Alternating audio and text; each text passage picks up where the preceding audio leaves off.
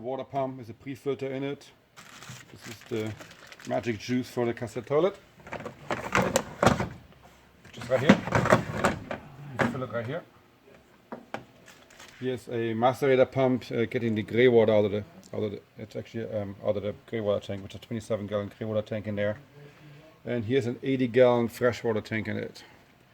And the compartment is all heated, so nothing can freeze here. Here are some valves. We can actually pump water from a stream through the filtration system into this into the tank. So when you see water source, you're out of water or like running low, you can use it. These are all marine hoses, they're reinforced, nylon reinforced, so they're flexible. You use a lot, very little connectors in it. We're using marine stainless steel V-clamps, so they're really hard to back up. So since the camper runs off diesel and not propane, there's a little diesel tank in here, 3 gallons. But we also can splice the camper into your diesel truck in the tank system if you want to. Here is your water filtration system, the 3-stage system in it, and here is actually a little tray. We're bending up, making up here, so that you can put some rotor packs in there. Like you get 3 rotor packs in there actually. There's a light in here, and this compartment is also heated. And then here is our storage compartment in the back. So here's our cover for the heater and lifting mechanisms behind there. Here's some of our protections for the drive we're using. So this is a direct link drive flex shaft we're using, and we protect them with little covers like that. Here's a wire harness behind it. There's a light built in here. There's an LED strip. Here's an outside shower. And the outside shower actually sits inside a waterproof box inside. So again, if you have a leak in there, the water would drain directly out of the camper. And here in the back you have a one-sense system, 12 volt and a USB. And here's your inverter for running the electric lift mechanism up and down. And here's the inputs of that. So it runs, there's a computer in there, and you can run it up and down like that.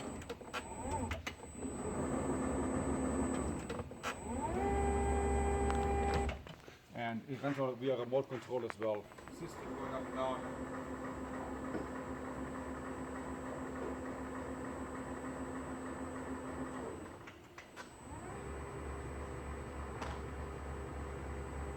Here's the access panel, so if the system, the motor ever goes out or your remote electronics go out, you can actually lift it up by hand, crank the camper up by hand.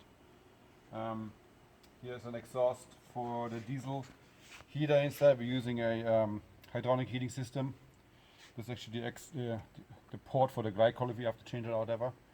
So it runs to glycol and it's an instant heater. It goes to a heat exchanger plate for the hot water. I'm James from XPCamper. I'm putting together the hydraulic heating system.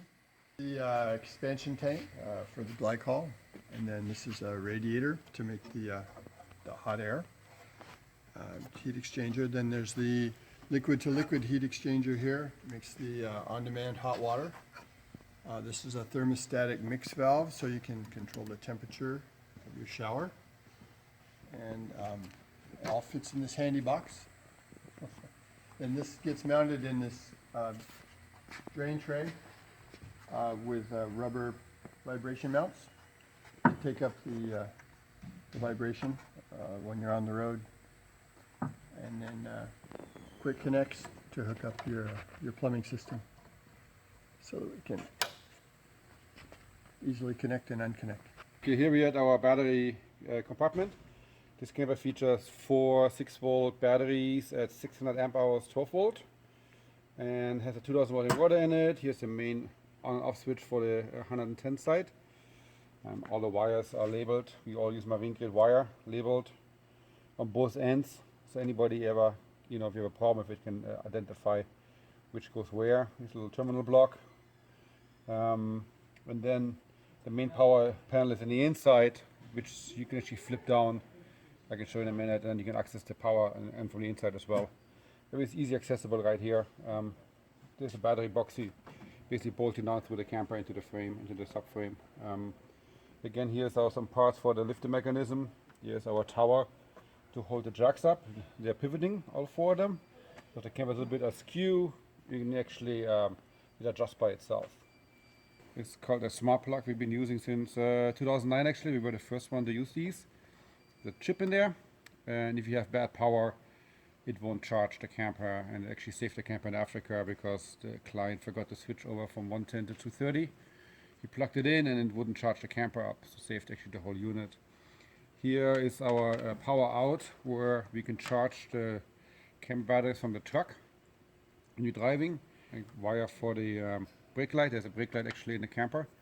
They all come with quick disconnects. There's two wires for a refrigerator, so we're using an ARB or a Snowmaster refrigerator in the cab of the truck. The fridge actually gets powered through the camper and the solar batteries, so you can run the fridge 24/7 without draining your truck batteries. The whole shebang goes through a marine plug up here.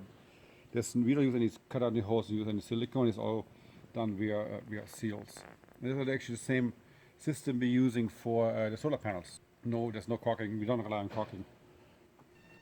So here's the power panel, the brain of the camper on the inside. Here's your inverter on-off system and battery monitoring control system.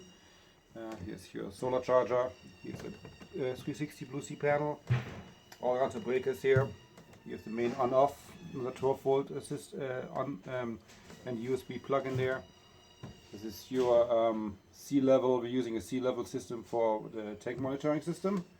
And missing is the control for the heater, which is still outside. And the whole panel actually, you take that screw out of here, it folds down, and you can access the panel from the inside. So instead of going through the camper, it's actually it's much simpler to service if you have a problem ever, troubleshoot it. So this is actually a true 4-season pull-up camper. It has an insulated tent. It's a triple insulated synthetic tent. We're using waterproof zippers inside, the same we use in dry suits basically. And everything is sewn with self-sealing stitches, so it's really no way water can get in there. The cool thing about these is you can take them out. So if you ever get really wet or you get mildew on it because you left it wet down for a period of time and it gets dirty, you can unzip the whole tent from the inside. There's a zipper right here. Take the whole tent out, you can wash it, dry it, put it back in. We tell people for prolonged storage in a barn or whatever, I take the tent out too when the camper is down. And you just zip it out. So it has privacy shades already built in. On the very top you see a zipper, which actually gives you access to the nose storage. There's some outside storage there. And the way it would work is when the camper comes down, you release it right here. Bring it around with the zip tie, with the bungee cords on both sides and bring the camper down. And when you bring it back up, it takes literally seconds. Take this tent and you just basically velcro it on there. These are new brush seals we're using in the camper. Gives you a better seal than we had before for rubber seals.